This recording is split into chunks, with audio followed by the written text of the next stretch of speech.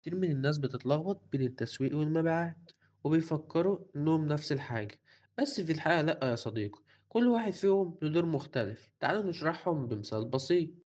أول حاجة التسويق هو كل حاجة بنعملها عشان نوصل المنتج أو الخدمة للعميل ونخليه يعرفنا ويهتم باللي بنقدمه.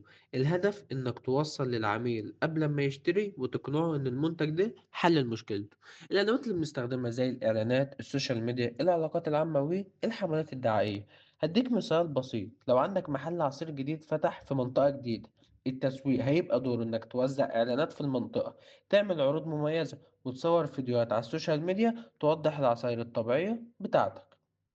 الخطوة اللي بعدها هي خطوة المبيعات. تعريف المبيعات ببساطة هي إنك تقفل الصفقة مع العميل وتخليه يشتري المنتج أو الخدمة.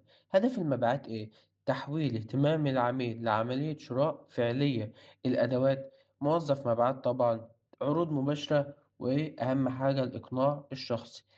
في نفس مثال العصير، واحد دخل يسأل على أنواع العصاير اللي عندك، هنا دور موظف المبيعات إيه؟ إنه يقنعه يشتري. ممكن يقول عندنا عصير برتقال فريش طعمه يرد الروح، ولو خدت لتر عليه خصم.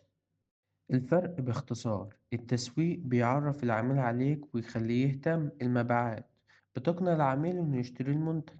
باختصار، التسويق بيجيب الناس لحد بابك، والمبيعات بتدخلهم جوه المحل، والاتنين بيكملوا بعض. بدون واحد فيهم العملية مش هتكمل.